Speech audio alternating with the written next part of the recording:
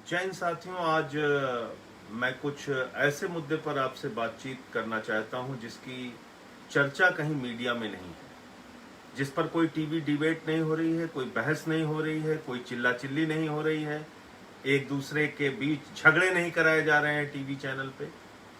और ये मसला मैं आपसे क्यों डिस्कस करना चाहता हूं, ये बात मैं आपके साथ क्यों साझा करना चाहता हूं, इसलिए साझा करना चाहता हूं दोस्तों कि पिछले कई दिनों से हम लोगों को ऐसे समाचार देखने को मिलते हैं, 1000 किलोमीटर पैदल यात्रा में लोग निकल पड़े, 1200 किलोमीटर पैदल यात्रा पे लोग निकल पड़े, गुजरात से निकल पड़े, महाराष्ट्र से निकल पड़े। और कल एक खबर सामने आई जिसको आप देखेंगे तो हैरान हो जाएंगे और आपको तकलीफ भी होगी, पीड़ा भी होगी। नासिक से 14 मजदूर जो मिक्सर का ट्रक होता है, उस ट्रक में जो मिक्सर लगा होता है उसके अंदर घुसकर बैठकर आप कल्पना कीजिए कि कितनी विषम परिस्थितियों में, कितनी पीड़ादायक तकलीफ वाली परिस्थितियों में वो लोग उस मिक्सर के अंदर घुसे होंगे। 14 मजदूर उस मिक्सर के अंदर घुस के नासिक से लखनऊ के लिए चल पड़े और फिर शायद उनको इंदौर में निकाला गया, इंदौर में वो बाहर आए। इस प्रकार की भी खबरें आई कि कुछ लोग अपने घर के लिए निकल पड़े और रास्ते में उनकी मौत हो गई, अपने घर नहीं पहुंच पाए, बनारस तक पहुंचे, बिहार जा रहे थे, जान चली गई। ऐसी तमाम खबरें पढ़ने के बाद, देखने के बाद मन विचलित हो जाता है, पीड़ित हो जाता है कि इस देश में क्या मजदूरों के लिए, गरीब आदमी के लिए जो रोज कमाते हैं, रोज खाते हैं, क्या उनकी कोई चिंता नहीं है? क्या उनके बारे में कोई कार्य योजना सरकार के पास नहीं है? कोई नीति सरकार के पास नहीं है? उनके लिए कोई पैकेज सरकार के पास नहीं है? हर दिन टीवी चैनल पे आप देखेंगे हिंदू मुसलमान की बहस, यानी टीवी वालों को यह भी पता चल जाता है कि अंडमान निकोबार में अगर दो लोग आपस में भिड़े तो उसमें हिंदू कौन था और मुसलमान कौन था और उसका क्या एंगल देना है, उसकी भी चर्चा शुरू हो जाती है। 3 तलाक पे महीनों बहस करती है टीवी मीडिया, मंदिर मस्जिद पे महीनों बहस करती है, सालों बहस करती है। लेकिन जब कोई जनता से जुड़ा हुआ मुद्दा आता है तो उस पर कोई बातचीत नहीं होती। आपको मैं बताना चाहता हूं पिछले दिनों क्या हुआ। जनता की गाढ़ी कमाई का पैसा जो बैंकों में जमा होता है, मजदूर का पैसा, किसान का पैसा, कर्मचारी का पैसा, छोटे व्यापारी का पैसा, वो पैसा उठाकर बैंकों ने कुछ बड़े पूंजीपतियों को कर्ज दे दिया और ये कर्जा लाखों करोड़ रुपए में है। इसके बारे में मैंने पार्लियामेंट में भी सवाल उठाया। लगभग 10 लाख करोड़ रुपए का कर्जा चंद पूंजीपतियों को दिया गया पूरे देश के अंदर, और सरकार धीरे धीरे करके उनका कर्जा माफ करती जाती है। हिंदुस्तान के मजदूरों के लिए कोई पैकेज नहीं है। लेकिन आपने नाम सुना होगा नीरव मोदी का, मेहुल चोकसी का, जिन्होंने लगभग 22,000 करोड़ रुपए बैंकों का लूटा है, भ्रष्टाचार किया है, और आज वो विदेशों में बैठे हैं। मेहुल चोकसी ने एंटीगुआ की नागरिकता ले ली, विदेश में जाके बस गया। नीरव मोदी के बारे में खबरें चलती है, साहब वो भगोड़ा है, अब आएगा, लंदन में छिपा है, यहां है, वहां है। अरे आप ये किसको मूर्ख बना रहे हैं? इस खबर पे जरा ध्यान दीजिए आप लोग। मेहुल चोकसी का और नीरव मोदी का हजारों करोड़ रुपए केंद्र की भाजपा सरकार ने माफ कर दिया, हजारों करोड़ रुपए। और सिर्फ मेहुल चोकसी, नीरव मोदी का नहीं, ऐसे 50 विलफुल डिफॉल्टर हैं, टॉप डिफॉल्टर हैं, ऐसे 50 बड़े कर्जदार हैं जिनका 68,607 करोड़ रुपए माफ कर दिया गया। और पूरे देश में कहीं कोई चर्चा नहीं, कहीं किसी टीवी चैनल पे बहस नहीं, कहीं कोई इसको मुद्दा नहीं बनाया जा रहा है। आप बताइए कि अगर ये 68,000 करोड़ रुपए ऐसे कोरोना संकट से निपटने के लिए इस वक्त लगा दिया जाता तो कितना भला हो सकता था इस देश के मजदूरों का। आज बिहार की सरकार, नीतीश कुमार जी और उनके उप मुख्यमंत्री जो भारतीय जनता पार्टी के हैं, सुशील मोदी जी, वो कहते हैं हमको बिहार के लोगों को घर बुलाने के लिए पैसा नहीं है। हम गाड़ी नहीं दे सकते, हम बस नहीं दे सकते, लेकिन ये 68,000 करोड़ रुपए चंद पूंजीपतियों का, 50 पूंजीपतियों का माफ कर दिया गया। ये 68,000 करोड़ रुपए अगर उन मजदूरों की जो हजारों किलोमीटर पैदल यात्रा पर निकल पड़े हैं, अगर उन किसानों की जो आत्महत्या करने के लिए मजबूर होते हैं, अगर वो लोग जो गरीबी के कारण 2 वक्त की रोटी नहीं पा रहे हैं, उनका चूल्हा जलाने में ये 68,000 करोड़ रुपए खर्च किया गया होता, तो आप कल्पना कीजिए कि पूरे हिंदुस्तान में करोड़ों लोगों का भला हो सकता था, सबको उनके घर पहुंचाया जा सकता था इस पैसे से।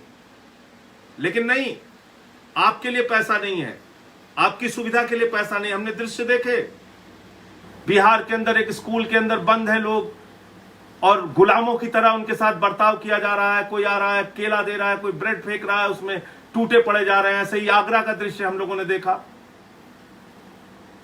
ये बहुत ही पीड़ादायक जो कल की घटना का जिक्र मैं कर रहा हूं कि नासिक से मिक्सर के अंदर बैठ के 14 मजदूर चल पड़े। आप उनकी पीड़ा का अंदाजा लगाइए।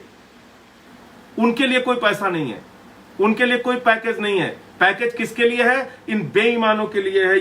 ये नीरव मोदी, ये मेहुल चौकसी, ये मेहुल भाई जो है, ये नीरव मोदी जो है, इसके लिए पैसे है सरकार के पास। 68,000 करोड़ रुपए भाजपा की केंद्र सरकार ने माफ कर दिया 50 पूंजीपतियों का। इनके लिए पैसा है सरकार के पास। हमसे आपसे टैक्स का पैसा लेते हैं, हमसे आपसे बैंकों में पैसा जमा कराते हैं, हम अपनी मर्जी से भी बैंकों में पैसा जमा करते हैं। वही पैसा उठा के इन बेईमानों को कर्ज में दे दिया जाता है और नागरिकता ले लेते हैं। सरकार उनको ढूंढने का, पकड़ने का बहाना करती है और बाद में उन्हीं का कर्जा माफ कर देती है। और इस पे आपने किसी टीवी चैनल पे बहस देखा? कहीं आपने 2 लोगों को मुर्गा लड़ाओ योजना के तहत आपस में लड़ते हुए देखा? कोई चर्चा, कोई बहस आपने देखी? किसी ने सवाल पूछा इस केंद्र की सरकार से, भाजपा की सरकार से, कि भाई ये बताओ कि ये 68,000 करोड़ रुपए तुमने गरीबों के लिए क्यों नहीं लगाया? आज क्या कर रहे हैं? देश में चर्चा किस बात की हो रही है? कौन सा सब्जी वाला मुसलमान है उसके साथ मारपीट करनी है, कौन सा ठेले वाला मुसलमान है, कौन सा किराने वाला मुसलमान है, उसके खिलाफ नफरत फैलाओ। पालघर के मुद्दे को हिंदू मुसलमान में तब्दील करो। कहीं जमात के लोग नहीं भी पहुंचे हैं तो ये बताओ कि ये जमाती हैं। आपने देखा होगा पिछले दिनों कुशीनगर में, फरीदाबाद में, अरुणाचल प्रदेश में टीवी मीडिया ने चला दिया। इतने पॉजिटिव जमाती पकड़े गए, बाद में पता चला वहां की पुलिस ने खंडन किया, भाई यहां ऐसा कोई आया ही नहीं। इतनी नफरत, इतनी घृणा, समाज को बांटने की इतनी कोशिशें हिंदुस्तान में चल रही हैं। भाजपा का विधायक खुलेआम एक सब्जी वाले को गाली देता है इसलिए कि वो मुसलमान है और कहता है कि बस इधर दिखाई मत पड़ना।